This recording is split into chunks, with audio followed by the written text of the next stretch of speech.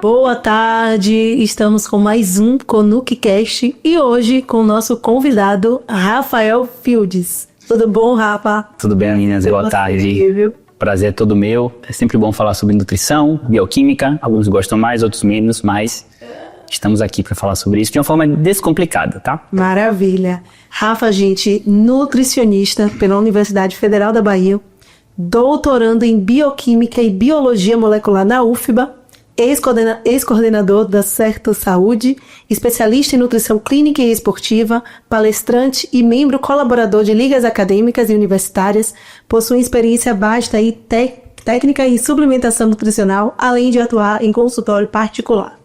Que currículo, viu? Que honra ter você aqui, Rafa. Estou muito feliz. Já era um convidado que a gente queria trazer há um tempo e muito feliz de trazer esse conteúdo que é tão importante, não só para os estudantes de nutrição, mas principalmente para quem está aí na prática clínica, entender um pouco mais sobre a suplementação, sobre a bioquímica, como é que eu posso trazer isso para o consultório, ajudar a vida dos pacientes. E já começar aqui tirando minhas dúvidas.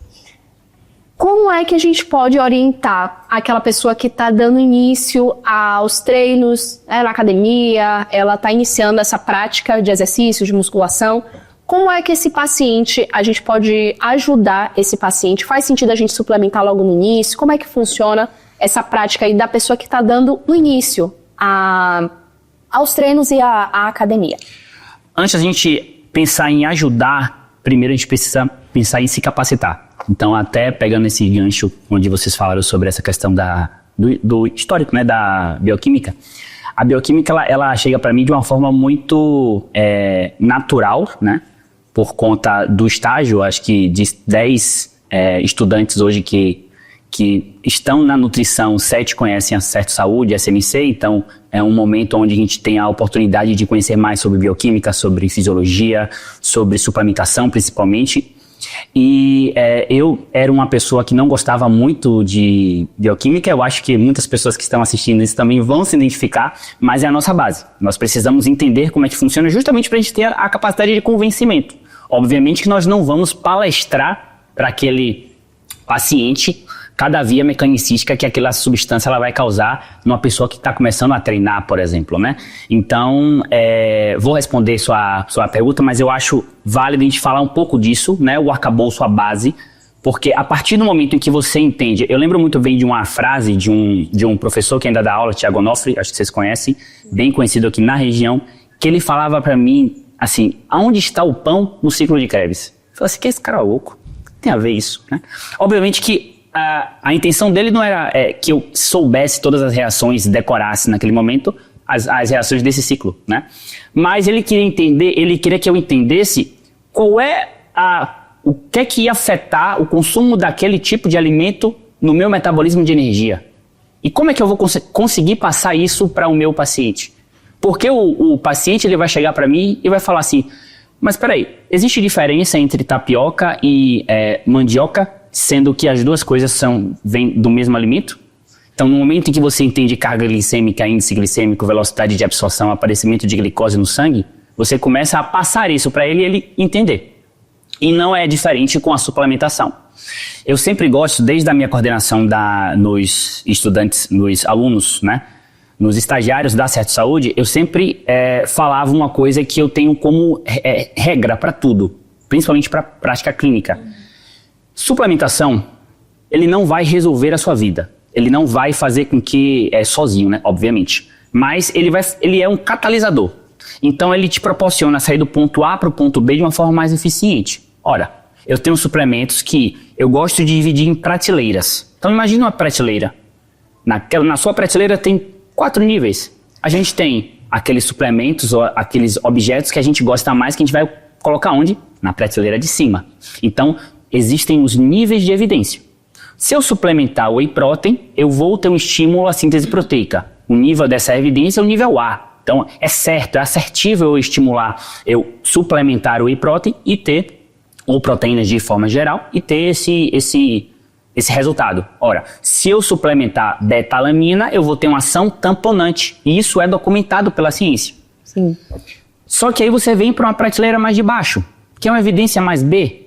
Não é um absurdo você suplementar mas também você não pode dar uma certeza de que aquele suplemento ele vai funcionar. Porque pode depender se é homem, se é mulher, se está condicionado, se não está, a idade dessa pessoa, o momento em que esse suplemento é utilizado, que também precisa ser levado em consideração na evidência A. Aí você vai mais para as evidências C e D, que hoje permeiam muitos dos conteúdos, né, para chamar a atenção das redes sociais. A gente precisa ter esse discernimento, esse conhecimento que tem que passar do superficial. Então, a bioquímica, de forma didática, não daquelas reações que você tem que decorar, mas entender as vias, vai fazer com que o futuro nutricionista, ele se capacite para explicar ao paciente que está começando a fazer algum tipo de exercício físico, se é necessário ou não a suplementação. E agora, já entrando na sua... Eu disse que ia falar muito. 40 minutos... Perfeito. Então, vamos lá. Perfeito. Então, para esse paciente, para esse cliente que está chegando no consultório, primeiro você precisa entender se há demanda. Suplementação não é obrigatório. Se a ingestão proteica daquele camarada está legal, não tem por que você fazer o uso de proteína. Se estiver dentro do que você está entendendo como recomendação proteica. Né? Você consegue bater 1,2, 1,4, 1,6 gramas de proteína por quilo de peso sem suplementação. Se a pessoa ela não consome vegetais, não consome alimentos funcionais que vão ali, a gente aprende como alimentos reguladores, aí se faz a necessidade, por exemplo, de uma suplementação de uma fibra, de um probiótico, de algum micronutriente que de repente ela não consome por conta de uma falta de educação nutricional que ela tem ainda. Então, a pergunta se é importante suplementar no início ou não, vai muito do feeling que você tem no próprio consultório. Né? E para você convencer, porque para mim, eu acho que todo mundo que é nutricionista e consegue fazer uma dieta assim, minimamente equilibrada, vai conseguir fazer uma dieta eficiente. O que vai diferenciar é o convencimento. Olha, você está consumindo isso aqui porque isso vai fazer isso, isso e isso no seu corpo. E você consegue ter essa explicação justamente à base do conhecimento da bioquímica, da fisiologia, estudando. Era um ponto que eu ia trazer, inclusive, que não dá para você convencer se você não conhecer o assunto. Então, para você se apropriar do assunto, é necessário você estudar, você ter bons professores e você ter retorno disso. No consultório faz muito parte do que você investe como tempo mesmo em conhecimento. Tem algum, Rafa, suplemento assim, coringa, né, para a maioria dos praticantes ou não? Olha só, se eu fosse dizer para você se tem um suplemento coringa, eu colocaria a própria proteína mesmo. Sim. Eu acho que, assim, considerando os suplementos com nível de evidência A que a gente tem, whey, creatina, cafeína, betalanina, nitrato, os próprios carboidratos que estão diretamente relacionados à performance, mas a suplementação proteica ela é vista com bons olhos pela maioria dos profissionais e das evidências também. Por quê? A proteína ela tem uma importância tanto no processo de hipertrofia, apesar de não ser o principal nutriente para a hipertrofia. E aí eu vou puxar novamente, a falta do conhecimento do profissional faz com que ele prescreva uma dieta com uma proteína muito alta e um carboidrato baixo. Ou não tão alto quanto, sendo que o carboidrato é o principal nutriente. Então, tá ali, as diretrizes elas são claras. Você precisa ter pelo menos de 50% para cima de carboidrato. Obviamente que existe uma seleção específica de carboidratos para que ele não ganhe gordura, mas no momento em que você entende isso, você consegue convencer aquele paciente que veio de um outro profissional ou veio de uma dieta do Google, né, que acha que proteína é músculo e vai colocar lá proteína altíssima. Então, voltando, eu acho que a proteína ela é um suplemento fundamental pelo ponto de vista fisiológico e metabólico também. E se você partir do princípio que a alimentação padrão do brasileiro, como é que ela é? De manhã cedo acorda, toma um café com açúcar e leite integral, com pão com queijo, ou pão com ovo. Vai trabalhar no lanche da manhã, frutinha ou nada. No almoço, arroz, feijão, farinha às vezes e um boi.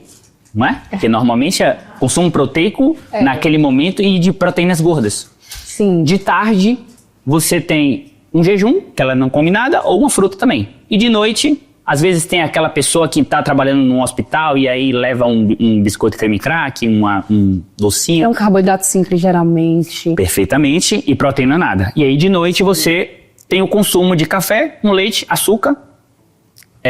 Ou alimentos mais adocicados. Né? Adocicados. Que as pessoas procuram, até para compensar, talvez, ali um fator mental, de um cansaço mental. Eu mereço, eu trabalho, só você trabalha. E é preciso compensar.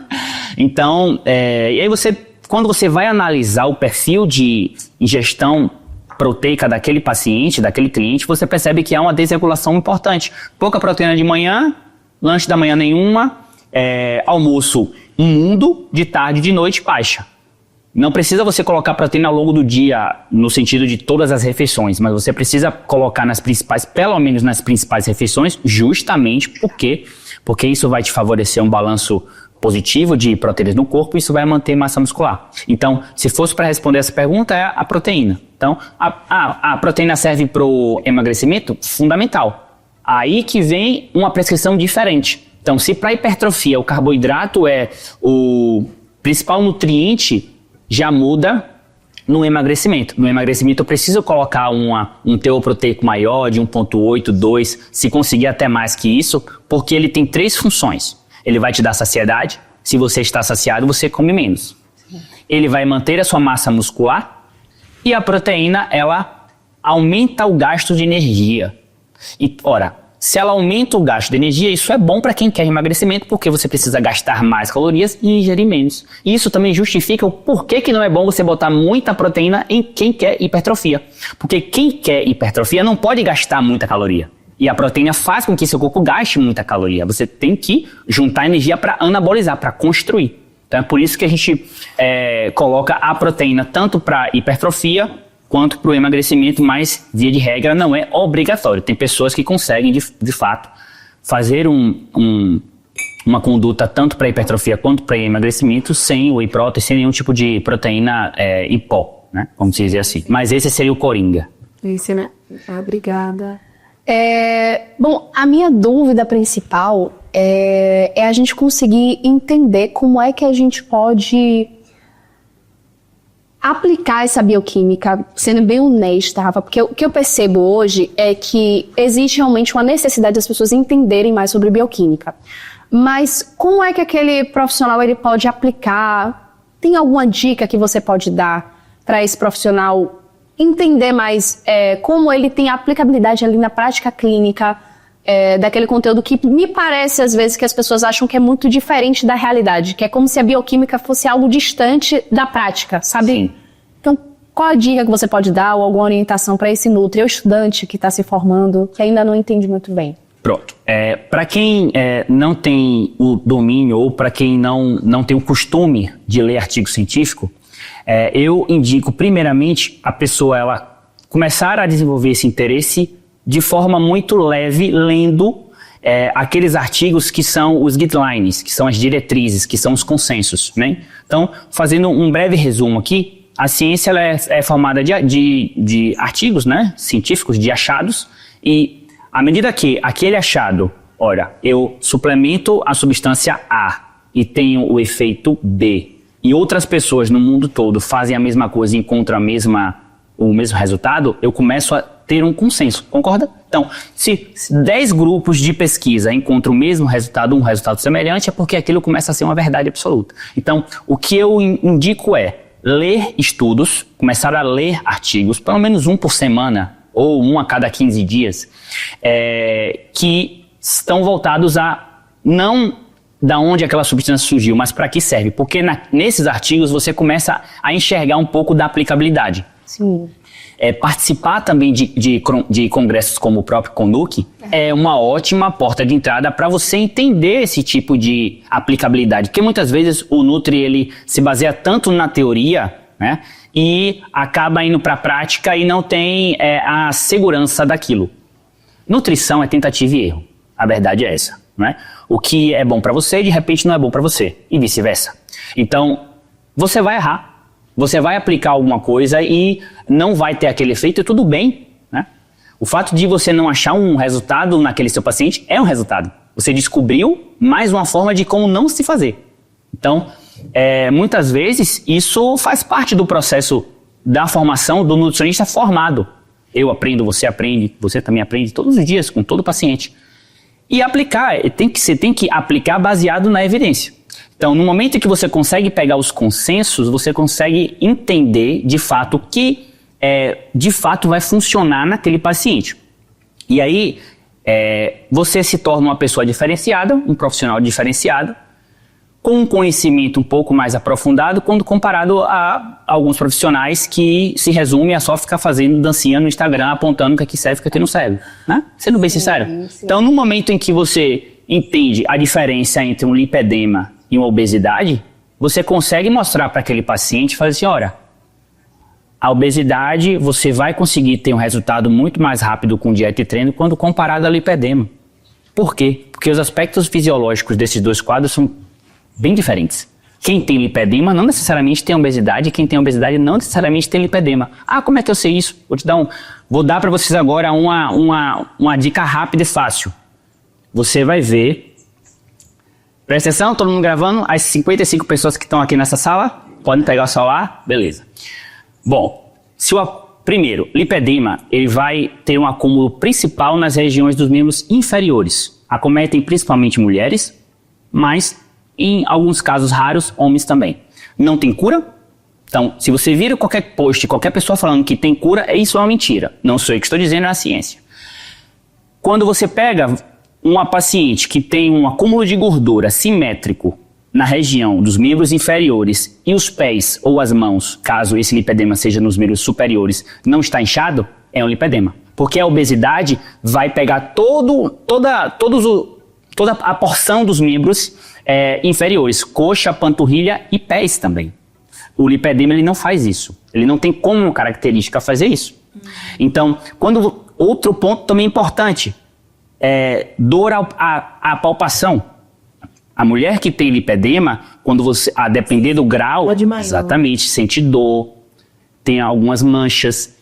O peso que elas sentem como um sintoma clínico, um peso também, eu observo isso. E saber também que grau ela está, porque a depender do grau, isso pode evoluir para também um linfedema. Sim. Que é um edema dos vasos linfáticos. E aí que mora o perigo. Exatamente, porque você compromete toda a parte circulatória dos linfonodos, né? Da parte do sistema imunológico do corpo. Sim. Devido a uma compressão causada pelo aumento do tecido adiposo. E infelizmente, isso é o que tem na ciência hoje, a dieta e o treino, ela tem pouco impacto com o lipedema quando comparado à obesidade. Não quer dizer que não tenha, mas quando comparado à obesidade, sim, você tem um impacto menor. Por quê? Então imagine um paciente chegar assim, mas por que, doutora? Porque existe uma diferença de gordura no nosso corpo. A gente tem a gordura, tem vários tipos, né? A gente tem a gordura visceral, nós temos a gordura subcutânea, temos a gordura, já estou destruindo todo o cenário aqui, gente. Nós temos a gordura visceral, subcutânea, temos a gordura intramuscular e temos a gordura ectópica, né? Então a gente tem essa gordura visceral, está muito fácil de entender, próximo das vísceras. E a ectópica é todo o local que não está no tecido adiposo. Coração, principalmente, é um exemplo de gordura ectópica. Sim. Qual é a parte ruim disso aí? Tem uma chance maior de morrer. Tem uma chance maior de ter mais comorbidades. Sim. De ter infarto, de ter doenças cardiovasculares. Sendo bem resumido aqui. Porém, ele responde melhor aos estímulos. Estímulos de quê? De treino e de dieta. Então, ele consegue ser mobilizado mais fácil quando comparado ao tecido subcutâneo, à gordura subcutânea, que é a característica de um lipedema. Eu vi, inclusive, um comentário, uma analogia que eu achei interessante, eu quero trazer aqui até para você discutir sobre isso, que é como se houvesse uma teia que envolve essa gordura e por esse motivo dificulta um pouco a queima dessa gordura do lipedema. É como se fosse isso mesmo, seguir essa linha de raciocínio? Assim, se você quiser compreender de uma forma mais ampla, sim. Quando ele fala dessa teia, ele quer relacionar também com o próprio sistema linfático também. Por quê? O que é que acontece? imagine que você tem um tecido que ele começa a crescer de forma desproporcional. Lembrando que tem 3 pontos importantes onde esse lipedema ele pode se desenvolver, né? Tem o caráter genético é muito preponderante. Sim. Pode acometer na obesidade, ou pode aparecer na obesidade, na gravidez, na puberdade ou na menopausa. De menopausa vocês já ouviram bastante, né? Já sabem. Mas sobre essa teia, na verdade, o que é que acontece? Com o aumento do tecido adiposo, você tem a compressão dos vasos linfáticos e você causa uma coisa chamada de hipóxia, Sim. que é a falta de oxigênio naqueles tecidos. O que é que o corpo ele vai fazer? Bom, se não tem oxigênio, eu preciso criar novas redes para tentar irrigar aquela região. É por isso que há uma angiogênese, né? Então, existem fatores de crescimento vascular naquela região ali e várias proteínas inflamatórias, elas começam a entrar ali, mas elas não conseguem sair. Então, não há uma filtração. Então, começa de fato a criar aquela teia, todo esse conglomerado de proteínas e de estrutura que acaba virando uma bola de neve. Então, então, beleza, Rafael, você falou e agora eu quero a parte prática. O que é que o nutricionista ele tem em suas mãos para tentar controlar o lipedema? Nós podemos dispor de dietas com baixo teor de carboidrato, as famosas low carb ou cetogênica, tá? A dieta cetogênica, em 7 anos de clínica, eu fiz 5 dietas cetogênicas e tive 2 insucessos e 3 sucessos. Por quê? Porque é muito desafiadora. É isso da pessoa conseguir manter. A low carb eu acredito que é mais. Low carb é tranquilo, você consegue trabalhar de 50 a 120 gramas de carbo por dia. Agora, uma atenção. Muita gente faz dieta de Atkins pensando que está fazendo cetogênica. E precisa entender qual é a diferença dos dois. A dieta cetogênica é uma dieta que ela tem no máximo 50 gramas de carboidrato. Ela tem que causar cetose, ela tem que criar corpos cetônicos a partir da gordura porque não tem carboidrato de fora. Só que aí a pessoa que briga com a bioquímica e não quer estudar a fundo esse tema, faz o quê? Não, a cetogênica, então eu vou cortar carboidrato e boto gordura e proteína. Tá errado. Proteína em demasia vira glicose, via gliconeogênese. Então, como é que eu vou explicar isso pro paciente? Olha, essa dieta que você está fazendo aqui, que esse seu outro nutri passou, ou que você procurou e achou, não é um cetogênico. Por quê? Porque toda essa proteína aqui vai virar açúcar. E esse açúcar é o que o seu corpo ele vai utilizar como fonte de energia, ao invés de utilizar gordura. Pronto. Eu expliquei a bioquímica para ela de uma forma muito mais didática. Perfeito. Então, é importante entender isso. Mas voltando à primeira pergunta. Então, eu tenho a dieta low carb, tem a dieta cetogênica também, apesar de ser desafiadora, ela, quando feita de forma correta, ela traz resultados sim. E aí eu vou para os pontos principais. O nutricionista ele precisa convencer o paciente a consumir alimentos reguladores vegetais, principalmente, e ter em mão suplementação de anti-inflamatório e antioxidantes. Substâncias anti-inflamatórias e substâncias antioxidantes. Por quê? Porque vão combater justamente o que está causando uma das principais consequências do lipedema, que é a grande produção de citocinas inflamatórias e de radicais livres. Né? Então, quando você tem ali a quercetina, o licopeno, o resveratrol, a vitamina E, a vitamina C, todos eles de forma conjunta, né, colocando nas quantidades corretas, vão estar diretamente ligados ao controle do quadro, mas nunca a cura. Né? Esse é um tratamento conservador. É um assunto novo, né, que a gente está ouvindo agora, todo mundo falando sobre lipedema, e acho que pouco conhecido também, pelas pessoas principalmente. Tem alguns alimentos que afetam diretamente, que pioram esse quadro. Perfeito. Antes de mais nada, é importante dizer que nenhum alimento ele vai causar uma inflamação e nenhum alimento ele tem a capacidade de controlar a inflamação. Certo. Sozinho, tá? É sempre o contexto. Ora, quais são os alimentos que eles podem piorar? Carboidratos simples, refinados, industrializados, o grande consumo de aditivos alimentares. Isso vai proporcionar um ambiente totalmente desinteressante para a microbiota, consequentemente vai causar uma desbiose. Essa desbiose ela vai promover uma diminuição da absorção de nutrientes, produção de citocinas inflamatórias, e isso vai piorar. Então, se eu fosse colocar os alimentos, por exemplo, que podem piorar, talvez eu estaria dando um rótulo para eles que eles sozinhos eles não vão necessariamente terem a culpa 100%, entendeu? Mas é mais o contexto. Então, se a mulher ou o homem, enfim, ele está diagnosticado com lipedema, além de retirar esses alimentos, é importante você incluir os anti-inflamatórios, antioxidantes e fazer um desses dois protocolos de dieta. E também os trabalhos eles mostram que é fundamental o paciente ter a ação de uma equipe multidisciplinar. Que hoje nós estamos acostumados a receber pacientes que eles querem aqui, agora, para ontem, na verdade, né? Então aqui, ó, eu quero ficar com esse corpo aqui, ó. Vista essa roupa de sapo e dê seus pulos. E para você conseguir mostrar para aquele paciente que, olha, não tem cura, nós conseguimos controlar, você gera uma certa frustração. Muitas vezes eu falo que no consultório eu faço gerenciamento de frustração.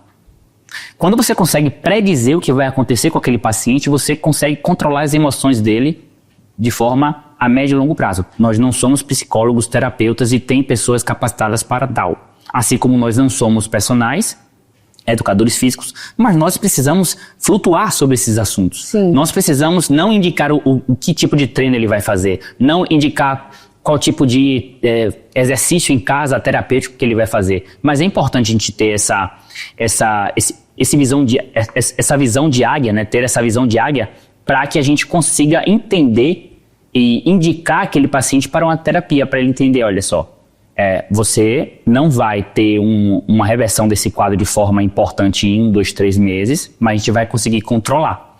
Então, quando o nutricionista ele tem esse olhar um pouco mais humano, né, e valoriza a parte multidisciplinar, ele consegue enxergar muito além de um carboidrato, de uma proteína, de uma gordura, e aí você consegue ter uma prescrição mais assertiva. Porque não é só você não é só você passar comida para esse paciente, mas você monitorar não só a parte nutricional, mas também do que ele está sentindo naquilo. Aquelas opções que ele está consumindo, ele está tendo adesão? Na realidade é isso, né? Se a gente pegar 10 pacientes aí que passam por um processo de emagrecimento, se não tiver um monitoramento por parte do nutri de forma próxima, 40%, 50%, até mais que isso, retornam ao peso normal. Então, difícil não é perder peso. Difícil é você manter a perda de peso. Em pensar também nesse emagrecimento, hoje a gente vê muita gente utilizando as canetinhas, né? As famosas canetinhas. E já chega no consultório muitas vezes com essa condição. Olha, eu já estou utilizando os análogos de B1, tem hoje a tirzepatida, enfim, tem algumas outras substâncias comumente usadas pelos pacientes. E eu queria entender assim, como Rafa, que a gente consegue trazer a nutrição e se encaixar dentro dessa realidade hoje que a gente vê cada vez mais comum. Qual a preocupação, talvez, que a gente precisa ter com esse paciente? Hoje, de 10 pacientes que eu atendo procurando emagrecimento, 8 utilizam análogos de GLP-1. Então, o uso, ele é, assim, amplo. Você é defensor? Você é crítico? Eu sou defensor para aqueles que têm indicação. Sim. Né? Então, é muito simples. Ora, se a pessoa está com obesidade, se o paciente está com sobrepeso e está com comorbidades, e indo para o profissional que tem capacitação, que tem capacidade para prescrever, que prescreva. Agora, meninas, o que eu recebo no consultório são pacientes que querem perder 3 quilos para caber em um vestido para ir para um casamento e estão fazendo uso. Tem até grupo de WhatsApp onde faz um mercado paralelo disso. É verdade. O mercado negro paralelo. Então, assim, isso é assustador. Sim. Porque o grande problema é a banalização. O grande problema é a banalização. Então, a banalização do uso causa uma coisa que eu estava lendo até um pouco mais cedo aqui. 90% das pessoas que utilizam análogos de GLP-1 de forma indiscriminada reganham. Tem reganho de peso. E mais do que isso, eu quero até acrescentar que eu vejo isso também muito em consultório, o que acontece é que essas pessoas acham que estão perdendo gordura, quando na verdade estão perdendo grande parte da massa muscular 40%. também. Então, até que ponto isso vale a pena? E no futuro, quando ela pausar essa medicação, quando ela desmamar, o que vai acontecer se já estou perdendo essa massa muscular? Então, acontece provavelmente a queda do metabolismo, e aí eu quero trazer para você também o que você entende sobre isso, se vale a pena realmente, o que você acha, sua opinião como profissional? Se não houver mudança de postura, a pessoa vai jogar dinheiro fora. E isso eu falo abertamente para todo mundo que usa, até para aqueles que têm indicação, não é? Se não houver mudança de postura, se a pessoa ele enxergar o alimento como uma válvula de escape, como uma situação onde eu tô triste, eu vou comer, eu tô feliz, eu vou comer, eu vou sair, eu vou comer. Comer emocional. Outro dia eu tava vendo um outro nutri, não lembro agora quem, que ele falava assim, você tem que olhar para as amizades que você tem. Você tem que falar pro seu paciente para ele avaliar as amizades que você tem. Se você só tem amigos que te chamam para beber, para ir para festa, e não te chamam para correr, para ir malhar, enfim. Era o círculo errado. E o pior é que ele, assim, de forma bem simples, ele não tá errado, né? A ambiência também faz toda a diferença. Se você só tem gente ali para poder lhe trazer para baixo, para você dificultar esse processo, vai ficar cada vez mais difícil alcançar o objetivo. Exatamente. Então, assim, na hora eu achei meio insano, mas depois eu achei, olha, não é que faz sentido isso. Mas como é que o nutricionista ele pode atuar aí? Primeiro, você vai ter uma queda do apetite de forma muito grande, né? Então, eu lembro de uma paciente que ela veio para mim sem Ozempic e usou durante. Ela estava fazendo um consumo em média de uma dieta de 1.600 calorias e o apetite cai para quase zero, né? Eu conseguia colocar para ela 1/3 do valor calórico de antes. Então imagine a pessoa rodar com 600 calorias, 700 calorias, não porque eu quero, ela não consegue comer. A verdade é essa. Vamos para os alimentos com a densidade calórica alta, né? Então aquelas oleaginosas, as frutas desidratadas. Só que você perde o quê? Saciedade. Tudo bem, ela não vai ter uma compulsividade, mas aquele alimento vai ser absorvido muito rápido. Nem tanto porque o GLP-1 está agindo ali, mas não é o tipo de dieta perfeita. O que é que a gente deve fazer? É impossível, do verbo impossível, você garantir a ingestão de micronutrientes de forma suficiente para uma dieta muito restritiva, ponto 1. Então, nós precisamos colocar a suplementação de multivitamínicos, principalmente zinco, magnésio e complexo B, porque a falta de energia proporciona uma sensação de letargia. Então a pessoa está cansada, a pessoa não vai resolver, mas vai melhorar aquela situação. Proteína, isso é fundamental, 40% como você mesmo disse, muita gente perde massa magra. E tem número, 40% é de massa magra. Principalmente se a pessoa não faz exercício físico.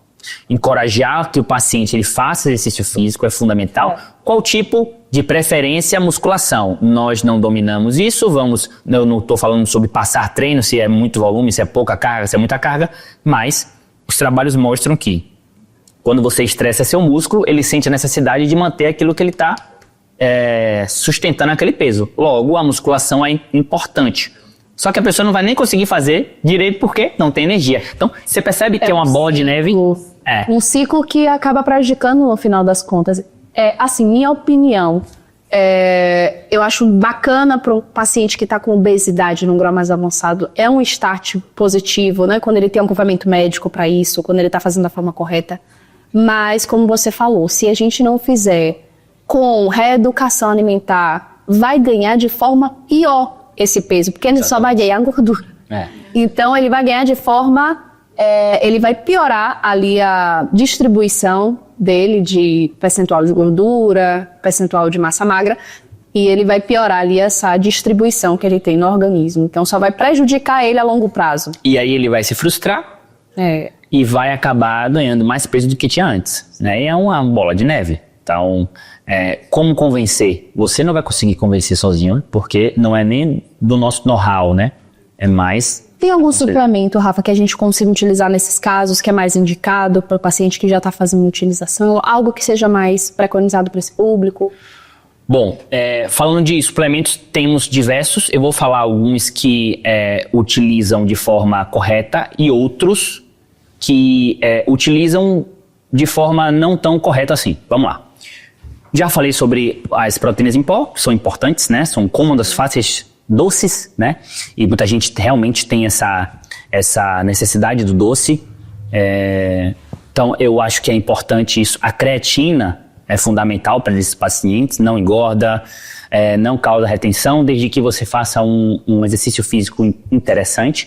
Então, isso vai ser importante para aquele paciente não ter uma queda de performance muito relevante. Então, creatina também eu colocaria. Não é um suplemento, mas eu gosto muito de utilizar o psyllium, tá? Eu gosto muito de utilizar uma fibra solúvel, que ele tem a capacidade, como toda fibra solúvel tem, de reter água, e ele, principalmente nos momentos de desmame do Ozempic, ele causa essa saciedade justamente porque forma um gel no seu intestino, além de servir como um prebiótico, né? Então, melhora a qualidade da sua microbiota, certo? A gente pode, obviamente, um paciente que tem obesidade e sobrepeso, é importante você não só lançar mão de prebióticos, mas também avaliar a possibilidade de probióticos, para você garantir essa saúde intestinal. Nós chamamos isso de imunidade de barreira. Então, já aí falei 3, 4 suplementos que eu colocaria. Multivitamínico, isso é um fato, né? Justamente pela baixa ingestão calórica que esse paciente ele vai ter. E aí a gente tem alguns suplementos que são colocados e que há uma certa discordância, não por mim, mas por parte da ciência mesmo, de não ser algo com tanta evidência. Eu vou colocar um cromo para uma pessoa que tem obesidade. Bom, como é que o cromo age? Ele diminui a vontade de doce? Não existe esse dado. Olha, você vai tomar cromo, ele vai diminuir a vontade de doce. Não, isso aí é uma coisa que inventaram, baseado em uma via mecanicística bioquímica que pegaram para justificar. E eu trago isso para um exemplo muito básico, que é o quê? Não é porque uma substância participa de um processo que, se eu aumentar a quantidade daquela substância, aquele processo ele vai ser acelerado. Exemplo, se eu colocar 30 cadeiras nessa mesa aqui, teremos 30 pessoas? Não. Então precisa ter demanda, precisa ter um ambiente que proporcione isso. Então o cromo ele pode ser interessante para obesos ou pessoas que têm resistência à insulina, mas a pessoa está com compulsividade por doce. Eu adoro um doce. Posso consumir cromo? Tome cromo aqui 200 microgramas, 400, 600, 900 microgramas. Não tem evidência que suporte isso. Não tem evidência, eu não vou nem falar robusta, não tem a mínima evidência, não faz nenhum sentido. Por quê, Rafael? Porque questão de compulsão é muito mais relacionado a fatores culturais, a fatores psicológicos, do que a um fator nutricional. Cromo é um mineral traço. O que é um mineral traço? É um mineral que você facilmente consegue na sua alimentação. O cromo ele participa, só para entender um pouco melhor, ele participa do processo de metabolismo da insulina, tá? Então, para a glicose entrar, é necessário que esse cromo, em meio a diversas reações, ele esteja presente para que ocorra essa entrada da glicose. Porém, isso funciona muito bem numa pessoa que é eutrófica, que não tem nenhuma comorbidade, que não tem nenhuma deficiência, e tem compulsão por doce. Então, não é suplementando que vai fazer com que ela não tenha... mas eu tomei e passou. O nome disso é efeito placebo. Então, se eu convenço você que aquilo vai fazer efeito, muitas vezes pode fazer. Então, tem diversos trabalhos mostrando efeito placebo, efeito nocebo, né? Tem substâncias que você coloca e ao invés de melhorar, piora. Então, justamente aí volta aquele primeiro ponto, o conhecimento, a profundidade do conhecimento que você tem para que você suplemente aquilo para aquela pessoa. Então, dei aí 4 suplementos que são interessantes para esse processo e um que, de repente, não vejo como algo interessante. Perfeito. Rafa, a gente passaria a tarde inteira tirando dúvidas aqui. Já passou? Menino do céu, rápido demais. Passou rápido demais. Eu queria, antes da gente finalizar, que você deixasse uma mensagem para os estudantes, para os nutris que estão ouvindo você, ou motivacional, ou algo que você queira dividir com eles. Maravilha. Então, gente, queria agradecer primeiramente a vocês pelo convite. Espero voltar mais vezes, tá? Contem comigo, é muito bom falar sobre nutrição, eu vou ter que puxar a sardinha pro meu lado pra bioquímica, mas acho que minha intenção é sempre, nas redes sociais, é sempre passar uma bioquímica de forma didática, tá? Que você consegue falar pro seu paciente, tá? O que eu posso falar para todos que estão nos ouvindo, nos vendo, né? Estudem, se atualizem. A ciência, ela muda de uma hora para outra, de um piscar de olhos. Antigamente o ovo era demonizado, hoje o ovo é maravilhoso. Antigamente a margarina era o pior alimento do mundo, hoje já estamos vendo de outra forma, e assim vai ser a vida, né? Então não parem no tempo, não se comparem a ninguém. Eu acho que hoje as redes sociais, eles acabam levando vocês, nós todos, né, a nos comparar, né? Então a grama do vizinho é sempre mais verde, é sempre mais vistosa, é sempre mais interessante do que a sua, e de repente você está em um caminho que é diferente, que vai te levar a outros horizontes que não aquele que você vislumbra, né? Então não se compare, não se rotule, não se limite e esteja aberto sempre ao novo. E mais uma vez queria agradecer vocês. Muito obrigada, Rafa!